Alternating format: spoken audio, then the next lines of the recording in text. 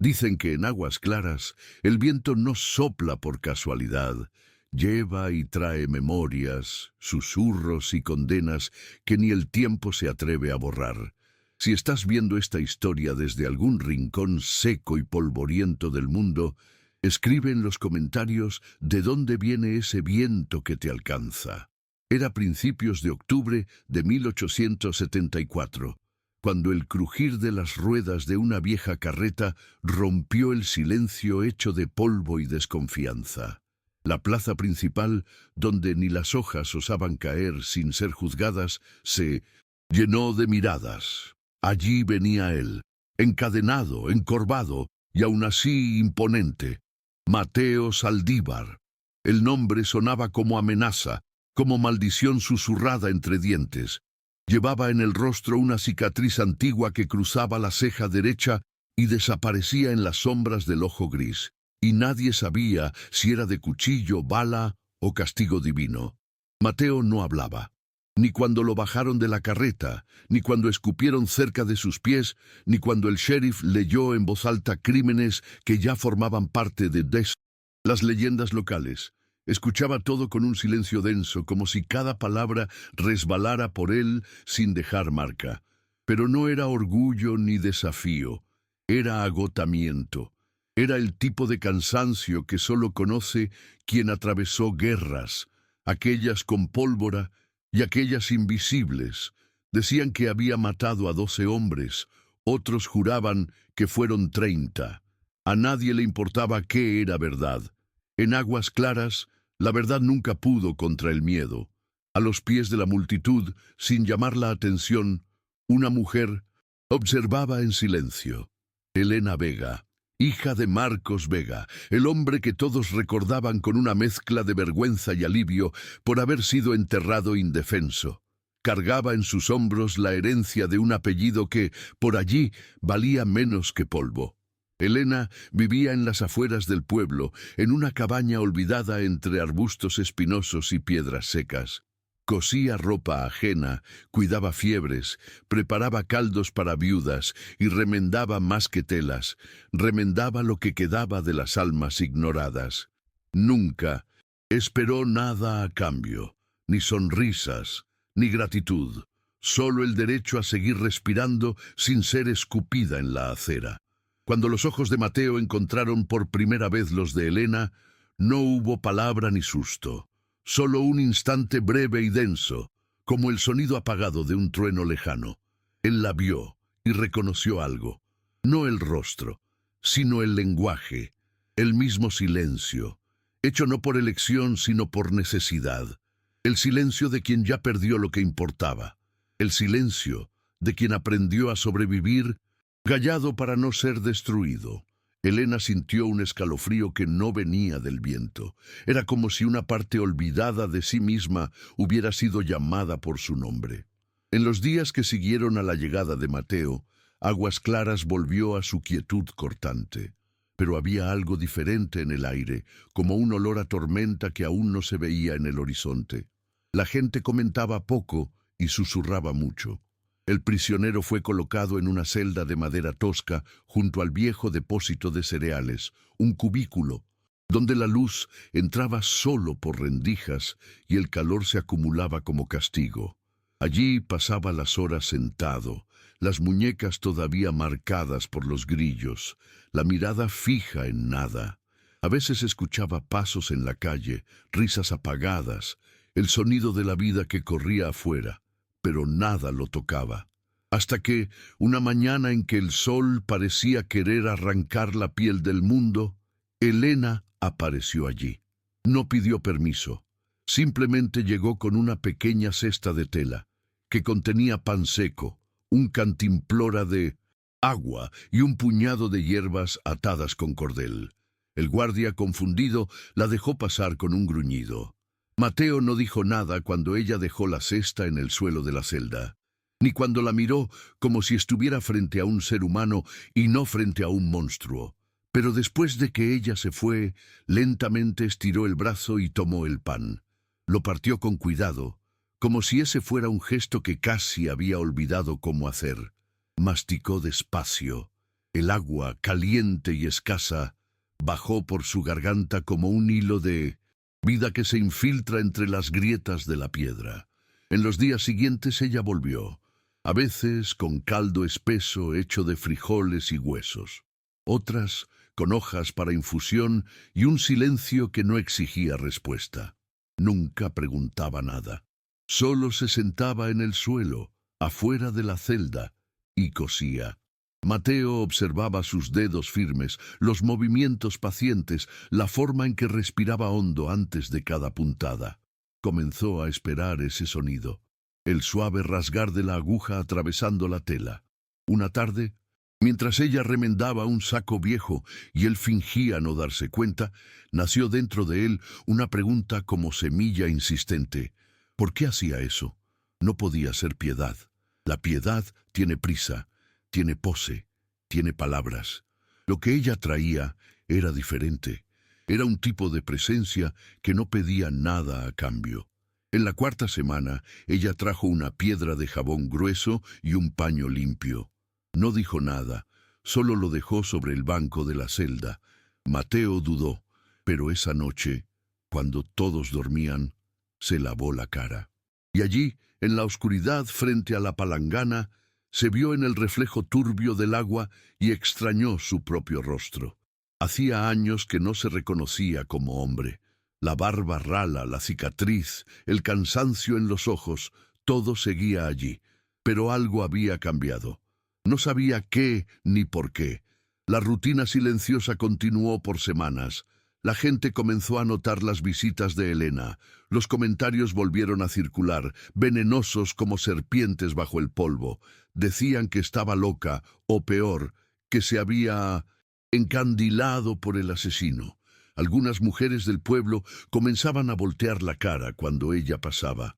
Un hombre escupió cerca de sus pies en la feria, pero ella seguía firme, sin alterar el paso, como quien ya aprendió que la mirada ajena es solo sombra y no puede cambiar la verdad que uno lleva en el pecho.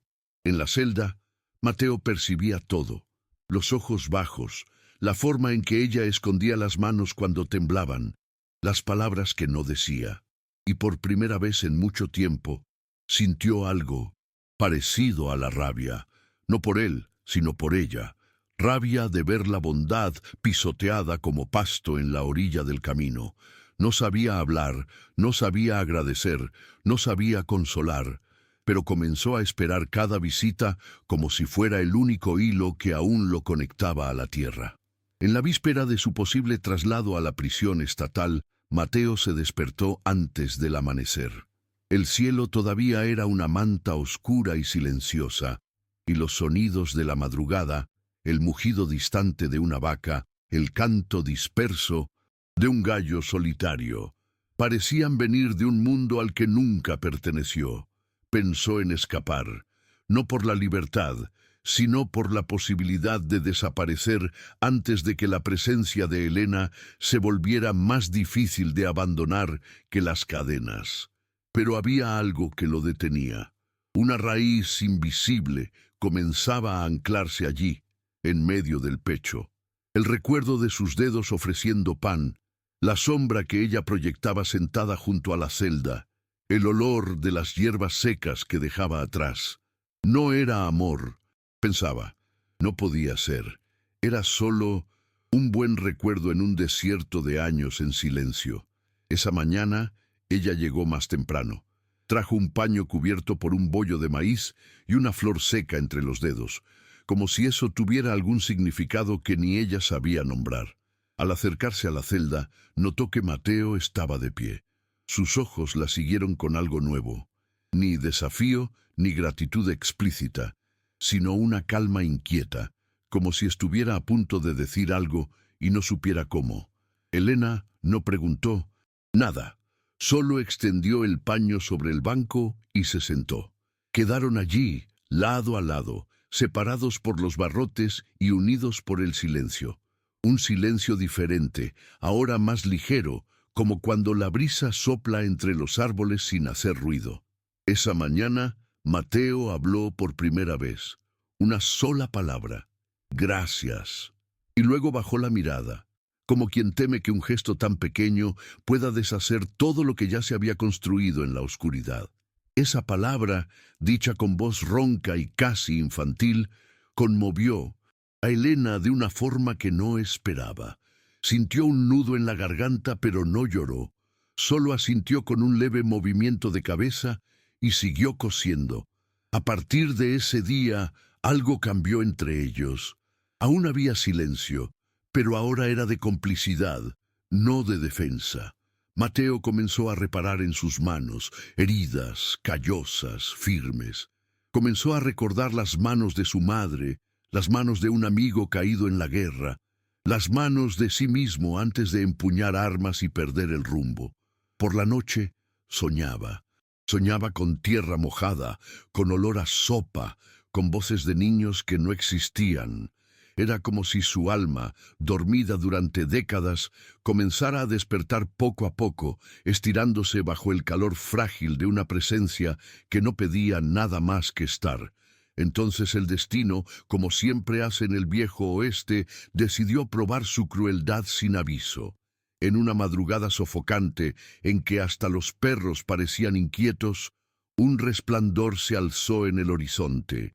Las llamas tomaban el cielo, como si el infierno hubiera abierto sus puertas justo allí, en aguas claras. Era la cabaña de Elena. Alguien, o algunos, había incendiado lo que era más que madera y tejas. Era el último reducto de bondad de ese pueblo. El sheriff gritó órdenes, hombres corrieron con cubetas, pero todos sabían que la ayuda llegaría demasiado tarde. En la celda, Mateo se levantó de un salto. Su pecho parecía desgarrarse. Las manos temblaban. El corazón, antes lento y desinteresado, latía como el de un caballo desbocado. Y allí, en 1900, ese instante en que el mundo ardía y el miedo se extendía, hizo lo impensable. Rompió las cadenas con una fuerza que ni él mismo sabía que tenía. Quebró la tranca, derribó la puerta y corrió. El polvo se levantaba bajo los pies de Mateo mientras cruzaba la calle hacia el fuego. La gente se detuvo, en shock. Era él, el hombre encadenado, el fugitivo. Pero allí, en esa carrera silenciosa, no había fuga. Había urgencia. Había un nombre gritando dentro del pecho. Elena. Cuando llegó a la cabaña, las llamas ya lamían el techo y devoraban las paredes. Sin pensarlo, Mateo se lanzó contra la puerta trasera, protegiendo el rostro con los brazos. El humo quemaba sus ojos. El calor asfixiaba. Lo llamaba, tosiendo, casi sin voz. «Elena». Y entonces la vio, caída al lado de la estantería de hierbas, tratando de cubrirse el rostro con el brazo, inconsciente o casi. Mateo la levantó en brazos como quien sostiene su propia vida. La madera crujía sobre ellos, amenazando con derrumbarse. Cuando emergió de las llamas con Elena en brazos, el pueblo quedó en silencio. Hasta el viento pareció detenerse. Había algo sagrado en esa imagen. Un hombre que todos creían perdido, cargando en brazos a la única persona que aún veía en él algo de humanidad. La luz del fuego iluminaba su rostro sudado y sucio, y en los ojos grises había un brillo nuevo, no de furia ni de miedo, sino de algo casi olvidado, pertenencia. Mateo no habló, solo acostó a Elena sobre la hierba seca, lejos de las llamas, y sostuvo su mano con firmeza. Los vecinos se miraban entre sí, confundidos, inseguros, sin saber si correr a ayudar o retroceder ante aquello que desmontaba todo lo que creían saber. El médico del pueblo llegó minutos después, seguido por dos mujeres que hasta entonces fingían no ver pasar a Elena. La llevaron a la casa parroquial, donde improvisaron un lecho con sábanas húmedas y trapos rasgados. Mateo quedó sentado en el umbral, cubierto de hollín, las manos firmes sobre las rodillas, como un soldado esperando órdenes que no llegarían. El sheriff, atónito, se acercó. «Huiste, pero no huiste». Mateo solo levantó los ojos. No pidió perdón, no explicó nada. Solo dijo, ella no podía morir allí, no de esa manera. y con eso aceptó sin protestar la sentencia que vendría: exilio, no prisión, no ahorcamiento, sino el derecho o castigo de partir y no volver. Tal vez porque los ojos del pueblo, aunque curtidos de rencor, ya no lograban verlo como antes. A la mañana siguiente, con Elena todavía recuperándose de las quemaduras leves y del humo en los pulmones, Mateo fue llevado hasta la salida sur del pueblo. No fue atado ni vigilado, solo caminó. Antes de cruzar el último mojón de piedra que separaba aguas claras del desierto abierto, se detuvo. Volvió el rostro una última vez y vio, a lo lejos, la figura de Elena de pie, apoyada en un bastón improvisado, envuelta en un chal raído. Ella no sonrió, solo asintió con la cabeza, en un gesto pequeño, pero lleno de significado. Y eso bastó. Mateo caminó. Cada paso era más ligero que el anterior, no porque dejara algo atrás, sino porque llevaba consigo la única cosa que nunca había tenido: un nombre limpio en los ojos de alguien. Mateo caminó durante 3 días bajo el sol inclemente del desierto, con poca agua, sin rumbo fijo, pero con una idea fija: encontrar un pedazo de tierra donde el pasado no pesara tanto. Durmió bajo las estrellas, escuchando los sonidos de la noche como si cada aullido lejano fuera un recuerdo. Intentando alcanzarlo, pensaba en Elena, en su silencio firme, en las manos marcadas por el cuidado, en el coraje que parecía hecho de piedra y paciencia. Nunca imaginó que alguien podría verlo más allá de las historias. Más aún, que alguien quisiera verlo más allá de ellas. Al 4.º día, encontró un claro al lado de un pequeño arroyo seco, con vestigios de una cabaña antigua y un viejo cercado abandonado. Allí decidió quedarse. Por primera vez en mucho tiempo, no para huir, sino para quedarse. Con lo poco que llevaba, un cuchillo sin filo, 2 mantas gastadas y la memoria de lo que era construir trincheras, Mateo comenzó a trabajar. Derribó ramas secas, reconstruyó la cerca, apiló piedras para formar la base de una nueva cabaña. Las manos, antes acostumbradas al metal de las armas, ahora aprendían el peso de la madera, el ritmo de los clavos, el tiempo de las pequeñas cosas. Construyó despacio, como quien pisa en terreno sagrado. Y cada gesto, cada esfuerzo, era una forma de enterrar al hombre que había sido. Por la noche escribía, no frases completas, ya no sabía cómo, solo palabras sueltas en pedazos de papel de envoltorio. Paz, calma, sombra, espera. Era como si intentara recordar el idioma de la vida común. 2 semanas después, mientras recogía leña cerca del arroyo seco, escuchó un sonido que no venía de la naturaleza. Un caballo, uno solo. Se giró despacio, con el corazón acelerado, y allí estaba ella, Elena. Usaba un vestido sencillo con marcas de hollín que aún resistían al tiempo. Bajó del caballo con dificultad, apoyándose en un bastón de madera clara. No dijo nada, solo miró alrededor, como quien reconoce un lugar antes que verlo. Mateo se acercó con pasos lentos. «Pensé que nunca más te volvería a ver», murmuró él, la voz aún ronca pero menos distante. Elena respondió con una leve sonrisa. «Yo también». Y entonces le extendió un pequeño bulto de tela. Dentro del bulto había una cuchara de madera tallada, algunas semillas secas y un paño de cocina bordado con el nombre Saldívar. No era un regalo, era un gesto, una afirmación. Elena no vino a rescatarlo ni a cuidarlo. Vino a continuar algo que ya existía. Se quedó. No preguntó dónde dormirían ni qué comerían. Solo comenzó a ayudar, limpiando, organizando, preparando caldo con lo que había.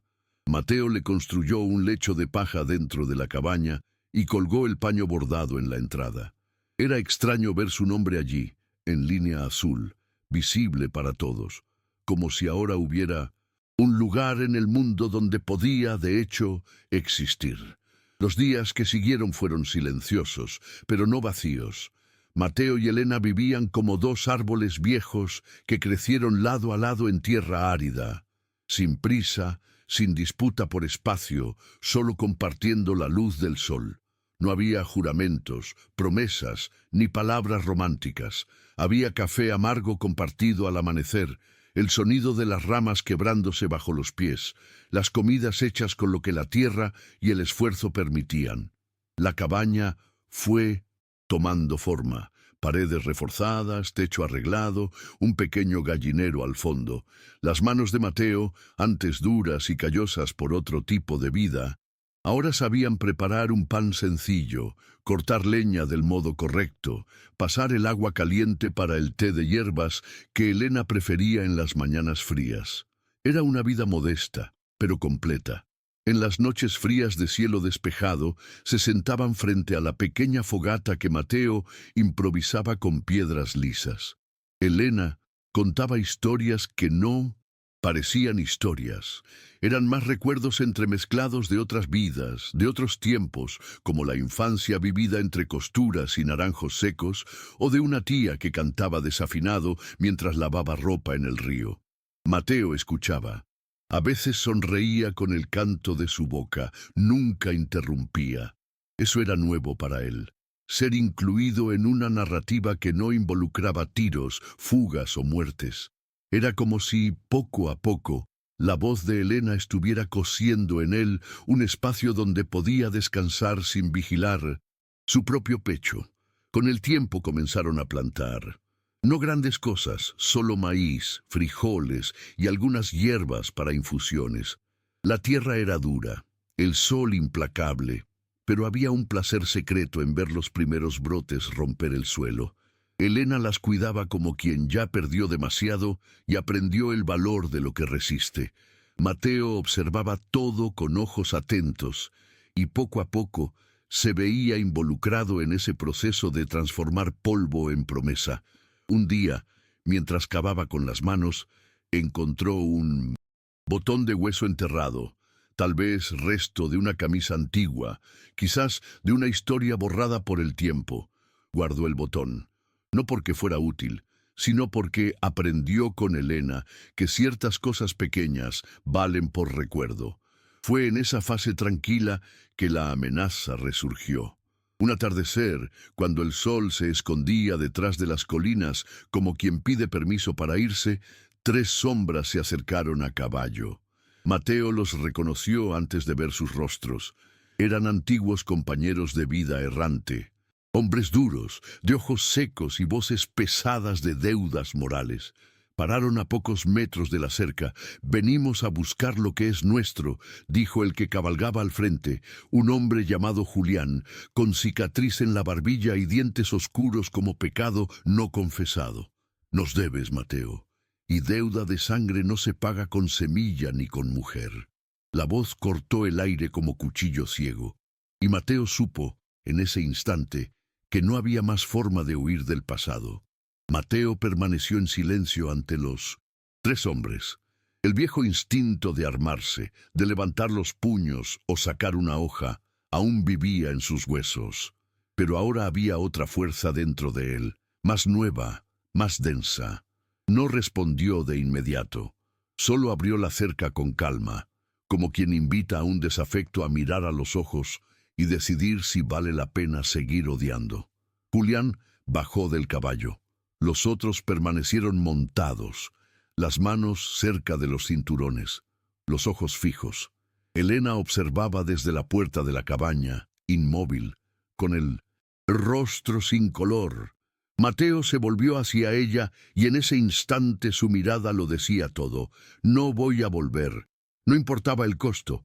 «Tienen razón», dijo, con voz firme pero baja. «Debo mucho, pero esa deuda es mía, no de la tierra ni de ella». Julián rió, un sonido áspero como rama seca quebrándose. «No venimos a conversar, Mateo. Venimos porque el nombre Saldívar anda demasiado limpio para nuestro gusto». El silencio se extendió como cuerda demasiado tensa. Entonces Mateo caminó hasta el pequeño baúl donde guardaba sus pocas memorias, tomó la vieja insignia de soldado que un día recibió, sucia, opaca, sin brillo, y la puso sobre la cerca. Si quieren llevar algo, llévense esto. Es lo que queda de lo que fui. Ahora váyanse. Por un segundo, Julián dudó. Tal vez porque, debajo de la barba y la suciedad, reconoció a un hombre entero. Tal vez porque entendió que no se vence a alguien que ya no lleva miedo. O tal vez solo porque el crepúsculo caía y los caballos estaban cansados. Los hombres no retrocedieron por cobardía.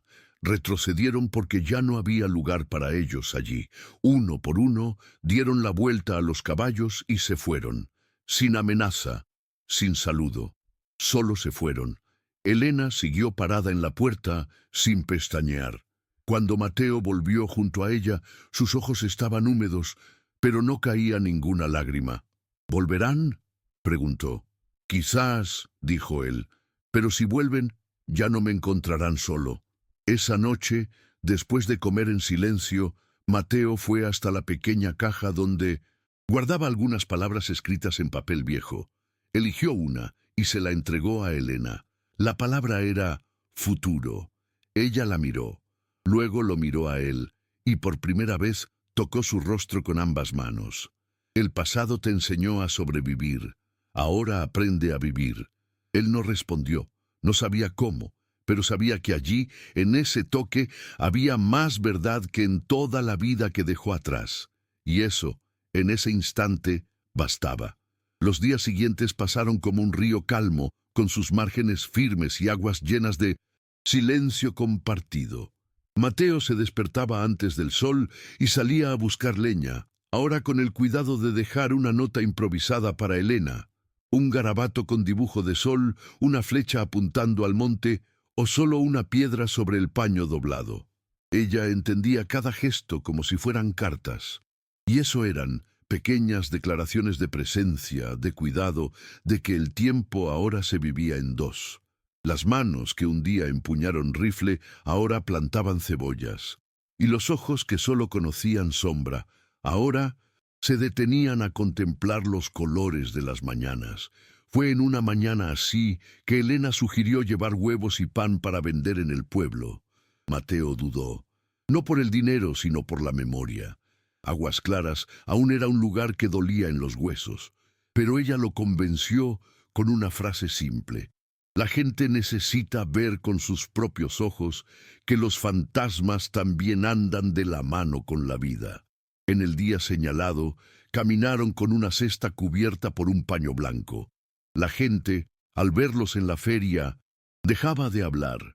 Algunos volteaban la cara, otros solo observaban, sin saber si juzgaban, temían o se arrepentían. Una señora de cabellos muy blancos, que antes cruzaba la calle para evitar a Elena, se acercó despacio, tomó un pan, lo olió, dio un mordisco y dijo, «Sabe igual que el de mi madre». Luego sacó 2 monedas del delantal y las puso sobre el mantel. Mateo agradeció con un leve gesto. Ella se quedó un momento más, como si no supiera qué hacer con su propio gesto, y luego se fue. Después de eso, otras personas comenzaron a acercarse. Poco a poco, lo que era silencio de condena se convirtió en silencio de duda. Y es en la duda que a veces la compasión encuentra una brecha para entrar. Al volver a casa, llevaban menos mercancía y más ligereza. Elena caminaba con una leve sonrisa en los labios, y Mateo, aún en silencio, tenía un paso más suelto. Al llegar a la cabaña, ella se detuvo frente a la entrada y dijo, «El mundo aún no es nuestro, pero esta tierra sí». «Él no», respondió. Solo sacó la insignia de soldado de la caja de madera, ahora sin uso, y la enterró allí mismo, junto a la entrada. Encima plantó una mata de lavanda. «¿Para qué es esto?», preguntó Elena, ya imaginando la respuesta. «Para que nadie tenga que recordar quién fui, solo lo que estoy llegando a ser». Y por primera vez, Mateo sonrió sin miedo a mostrar los dientes. Esa misma semana, Mateo comenzó a construir un banco de madera bajo el árbol más alto del terreno. Cortó tablas con paciencia, lijó con una piedra y clavó cada parte como quien cose recuerdos en lugar de madera. Elena lo observaba de lejos, con la mirada de quien sabe que no era solo un banco, era una especie de altar para el tiempo. Cuando estuvo listo, se sentaron sin decir nada. Desde el banco se veía el camino, el cielo amplio y las gallinas picoteando despreocupadas junto al cercado. «Es el lugar donde todo llega y todo parte», dijo ella, «y donde aprendemos a quedarnos», agregó él. En ese instante el viento sopló, leve, como si bendijera el gesto de permanecer. En una mañana seca de cielo despejado, una carreta llegó por el sendero con 2 niños y una mujer que Elena conocía de lejos. La mayor de las niñas tosía mucho, y la más pequeña tenía los ojos hundidos por la fiebre. La mujer pidió ayuda con voz cansada, casi sin esperanza. Elena acogió a las 3 bajo la sombra del porche, preparó compresas, cocinó caldo ligero, mojó sus frentes con paños húmedos. Mateo mantuvo distancia al principio, pero poco fue a buscar agua al pozo, cortando leña, preparando la cama de paja para que las niñas durmieran. Nadie preguntó nada sobre su pasado, y él, por primera vez, no sintió que necesitaba esconder nada. Las niñas se quedaron 4 días. Cuando mejoraron, la mujer quiso pagar con un anillo de cobre que llevaba en el dedo. Elena se negó. «Ya está pagado». Ellas sonrieron durmiendo. «Eso basta». La mujer, emocionada, abrazó a Elena con fuerza y antes de partir se volvió hacia Mateo. «Decían que usted era peligroso, pero nunca tuvimos tanta paz en un solo lugar». Él bajó la mirada, avergonzado por la memoria y agradecido por la nueva oportunidad. A medida que pasaba el tiempo, historias como esa comenzaron a circular en Aguas Claras, pero ahora contadas con otro tono, no de escarnio, sino de duda, de admiración tímida, de lo que el pueblo del oeste llamaba asombro bueno. Un día llegó una carta en manos del hijo del herrero. Era del sheriff. En ella, sin sello y escrita con letra torcida, solo había una frase: «Algunas prisiones no tienen rejas y algunas libertades necesitan cimientos». Mateo leyó en silencio, guardó el papel doblado en la caja donde antes estaba la insignia y no comentó con Elena. Pero esa noche levantó una tablilla de madera hecha con restos del gallinero y grabó en ella con navaja una sola palabra: «Saldívar». La clavó en la entrada de la propiedad. Elena la miró, conmovida. «¿Estás seguro?». Él asintió. «Si mi nombre puede caber en un hogar, entonces tal vez dejé de ser solo una historia mala contada en susurros. El tiempo, en el viejo oeste, tiene el paso de una mula cansada. No corre, pero tampoco se detiene. Y en ese pedazo de tierra olvidado entre colinas secas y senderos de polvo, Mateo y Elena fueron encontrando día a día la cadencia de una vida que ya no necesitaba esconderse. En las mañanas claras, el olor del pan salía por la rendija de la puerta, mezclado con el sonido del hacha partiendo leña y el canto desafinado de un gallo que parecía siempre atrasado. Mateo hablaba poco, pero ahora sabía nombrar lo que sentía: la calma, el hambre, el cuidado, el miedo. Este último sobre todo, a que todo eso fuera un sueño a punto de despertar. Pero Elena, con su firmeza mansa, daba forma y tierra a cada nuevo gesto de futuro. Comenzaron a recibir más visitas. Un hombre que perdió a su hijo en la guerra, una viuda con la pierna inflamada, un niño mudo que solo confiaba en los ojos de Elena. Todos llegaban desconfiados. Se iban en silencio, pero volvían. Y cada regreso era un ladrillo invisible, construyendo algo más sólido que cualquier cabaña: pertenencia. Mateo lo notaba con asombro y humildad. «Te has convertido en un puente, Elena», dijo un día. «Y tú te has convertido en tierra», respondió ella, removiendo el caldo sin mirarlo. Y así, sin juramentos, sin etiquetas, se volvieron indispensables el uno para el otro, no por necesidad, sino por elección. Y esa es la forma más rara de amor que se conoce por esas tierras. Fue en una tarde en que el cielo amenazaba lluvia, cosa rara por allí, que Elena apareció con una pequeña caja de madera en las manos. «Es tuya ahora», dijo, y la entregó sin ceremonia. Dentro había un pedazo de tela blanca, doblado con cuidado, y sobre él 2 objetos: un anillo de hierro retorcido, hecho a mano, y una piedra pulida con el nombre Elena, grabado con punta de cuchillo. Mateo no supo qué decir.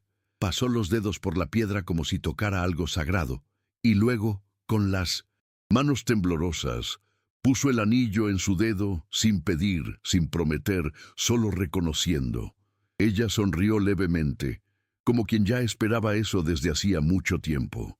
Y en ese gesto silencioso sellaron un lazo más fuerte que cualquier papel firmado en el juzgado de algún juez cansado. Más tarde, mientras el viento llevaba el olor de tierra mojada, se sentaron en el banco de madera bajo el árbol. Elena apoyó la cabeza en el hombro de Mateo, y él, que siempre tuvo miedo de romper las cosas con sus manos pesadas, tocó su cabello con una delicadeza inédita. «Sabes que todavía hablan de nosotros allá en Aguas Claras, ¿no?», murmuró ella. «Deja que hablen», respondió él. «Durante mucho tiempo fui solo ruido. Ahora que soy silencio, quiero ser recordado así, como quien supo callar el pasado para escuchar lo que importa». Y quedaron allí, solo respirando, como si finalmente hubieran encontrado el lugar donde el tiempo no duele. Pero como todo en el viejo oeste, la paz nunca llega sin él. Riesgo de ser puesta a prueba. En un atardecer grisáceo, cuando Mateo volvía del arroyo con un balde de agua equilibrado en el hombro, vio a lo lejos 3 caballos parados al borde del sendero. Las mismas caras, los mismos ojos marcados por polvo y ambición. Julián y los 2 compañeros habían vuelto, y esta vez no traían solo palabras. Uno de ellos sostenía un rifle apoyado en las piernas. «Supe que ahora eres hacendado», se burló Julián, desmontando con una sonrisa seca. «Pero no vinimos a reír. Vinimos porque hay gente pagando caro por quien conoce el terreno entre Aguas Claras y Durango. Y tú conoces cada tumba escondida en ese desierto, Mateo. Queremos tu ayuda. Una última vez». Mateo dejó el balde en el suelo y no respondió de inmediato. Respiró profundo. Sentía el peso de las palabras de Elena, el olor del pan recién horneado que lo esperaba en la cabaña, la tablilla con su apellido clavada en la entrada. Sentía todo eso dentro del pecho como ancla. Entonces miró a Julián y dijo con firmeza: «La última vez que fui con ustedes volví sin alma. Hoy tengo una, y no la cambio por oro ninguno». Julián se acercó más, ahora con los ojos menos firmes, tal vez sorprendido, tal vez solo ofendido por ver a alguien que se levantó donde ellos se hundieron. «No vas a durar aquí, Mateo. La gente finge aceptar, pero en el fondo nunca olvidan». «No necesitan olvidar», dijo él cruzando los brazos. «Yo tampoco olvido, pero ahora duermo, planto, y tengo un nombre que no me da vergüenza escribir». Por un momento hubo silencio, ese tipo de silencio que decide si habrá sangre o respeto. Julián miró alrededor, hacia la cerca improvisada, el campo seco donde pequeñas plantas de maíz intentaban vencer la tierra dura. Suspiró. «Eras el mejor entre nosotros, Mateo. Y ahora esto». Mateo solo asintió. «Me he vuelto alguien. Eso es más de lo que ustedes lograron». Los hombres montaron de nuevo. Nadie sacó arma. Nadie juró venganza. Solo partieron despacio, como si hubieran entendido o se hubieran rendido. Mateo quedó allí parado, mirando hasta que el último caballo desapareció en la curva del sendero. Solo entonces sintió las manos temblar. Volvió a la cabaña y encontró a Elena en el porche, como si ya lo supiera. «¿Volvieron?», preguntó. «Volvieron y se fueron». Ella se acercó, tomó sus manos y las envolvió en las suyas. «Vinieron a tirar de tu sombra, pero tú quedaste entero». Él asintió y con voz baja dijo: Por primera vez elegí. Y en esa tarde, entre el cinta, olor a leña y el susurro del viento en las tejas, quedó claro que ya no era el pasado el que tocaba la puerta. Era el presente pidiendo ser vivido de verdad. 2 semanas después, ocurrió algo inusual. Un grupo de habitantes de Aguas Claras apareció en la propiedad. Venían en silencio, sin armas, sin carretas, solo venían hombres, mujeres, 2 ancianos y una niña con pecas. Elena los vio primero y su corazón se aceleró. Mateo salió con las manos sucias de tierra, el sombrero colgado en el hombro, la mirada firme, listo para cualquier cosa. Pero no era un enfrentamiento. El más viejo del grupo, un hombre llamado Benicio, paró frente a la cerca y dijo: «Venimos a agradecer por la ayuda con la hija del herrero, por la hierba que curó la fiebre de mi mujer, por el pan que llegó a la casa de la viuda Teresa. No venimos por perdón ni por disculpas. Venimos porque quizás es hora de ver con otros ojos». Mateo no respondió de inmediato. Sintió un nudo en la garganta, de esos que no vienen del miedo sino de la sorpresa. Elena se acercó y puso su mano en su espalda. «Gracias por venir», dijo simple. El grupo se quedó un poco más, aceptaron un vaso de agua, escucharon una historia corta contada por Elena sobre una planta que crece mejor cuando no se la mira demasiado, y luego se fueron, dejando en el aire una sensación extraña, como si un pedazo del peso que siempre estuvo en el pecho de Mateo hubiera sido recogido por manos ajenas. Un gesto pequeño, pero que decía: «Quizás ahora puedas dejar de esconderte». Esa noche, Mateo quedó en silencio por horas. Sentado en el banco bajo el árbol, miraba las estrellas como quien busca señales. Elena se sentó a su lado y, sin preguntar nada, tomó su mano. Él la apretó con fuerza contenida. «¿Sabes?», dijo él, «a veces pienso si merezco todo esto, si una vida como esta no es demasiado para alguien como yo». Elena respiró profundo y respondió: «No se trata de merecer, se trata de cuidar, y tú cuidas, de la tierra, de las gallinas, de mí. Eso es más que muchos hombres que nunca pisaron fuera de la ley». Él sonrió con tristeza y alivio al mismo tiempo. «Creo que finalmente estoy aprendiendo a vivir con mi nombre». Unos días después, Elena trajo del mercado un pedazo de madera más claro, casi blanco, y pidió que Mateo tallara algo. Él eligió una frase sencilla: «Aquí vive lo que resistió».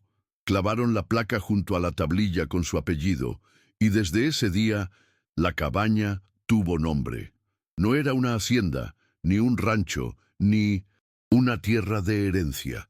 Era solo un rincón del mundo, donde 2 almas partidas se cosieron despacio, con paciencia y silencio. Los viajeros que pasaban por el sendero a veces paraban para beber agua, recibir un pan o un vendaje, y se iban llevando una historia que no parecía leyenda sino vida, porque, como decían por allí, hay silencios que valen más que cualquier cubo de palabras.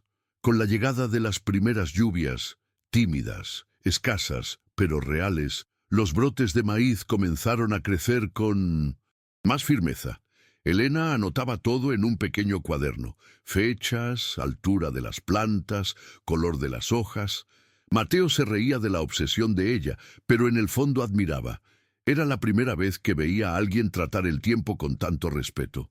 Ese cuaderno, más que un registro de siembra, era una forma de marcar los días que estaban venciendo juntos. Y poco a poco, Mateo también comenzó a escribir. No frases, ni historias, solo palabras sueltas, como siempre hizo. Pero ahora dejaba los papeles por la casa, pegados con cera en las paredes, para que Elena los encontrara. Raíz, mañana, permanecer. En una tarde especialmente tranquila, Mateo apareció con un regalo improvisado. Una caja pequeña hecha de ramas entrelazadas, con tapa de cuero y cierre de clavo doblado. Dentro puso la piedra que un día grabó el nombre de Elena, ahora junto a una nueva, más pequeña, clara, donde él mismo había escrito la palabra nosotros. Elena, al verla, no dijo nada.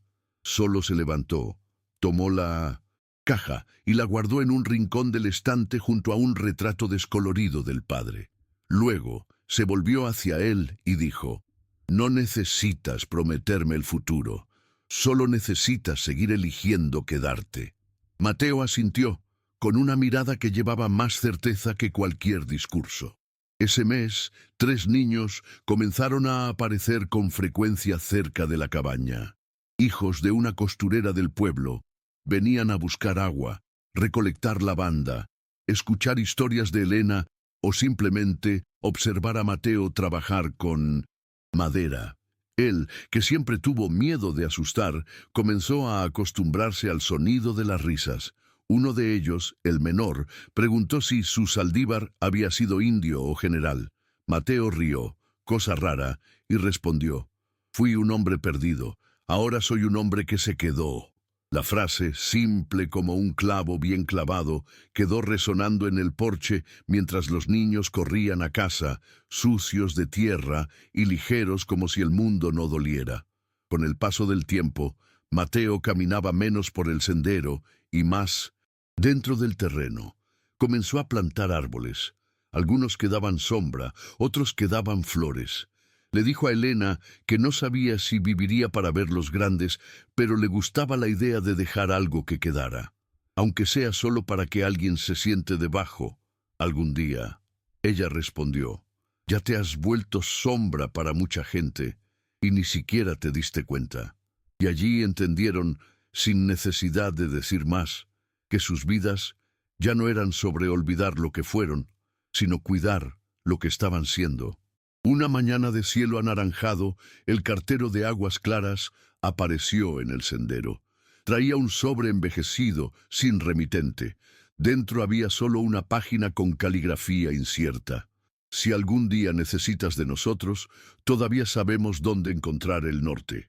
Mateo reconoció la letra de Julián. Leyó la frase, dobló el papel y lo quemó en la estufa de leña. Elena vio el humo subir y no preguntó nada. A veces, el silencio es la forma más íntegra de proteger una elección. En ese gesto simple, Mateo comprendió que el pasado no tenía que ser borrado, solo no podía guiar más sus pasos. Esa misma semana, Mateo terminó de construir una cerca nueva, con madera que él mismo cortó y lijó. Al clavar el último clavo, se detuvo un instante y observó el paisaje. La casa pequeña pero firme, las gallinas picoteando, las plantas de frijol avanzando despacio y Elena tendiendo ropa en el tendedero. Esa imagen no era grandiosa, pero era completa, y allí sintió algo que durante años le pareció imposible, y paz. Dicen que en el desierto el polvo esconde secretos que el viento no olvida, murmuró, como si hablara con su propia sombra. Pero a veces uno encuentra un rincón donde ni el polvo quiere partir. Al final de ese mismo día, mientras el sol se despedía por detrás del horizonte y un olor a pan caliente invadía el porche, Elena puso sobre la mesa la tablilla original, la que llevaba el apellido Saldívar, ya desgastada por el tiempo y el sol. Con un paño limpio, comenzó a limpiarla despacio, y luego dijo: «Es hora de colgarla otra vez, pero ahora, por dentro». Mateo tomó la placa con reverencia y la clavó sobre la puerta.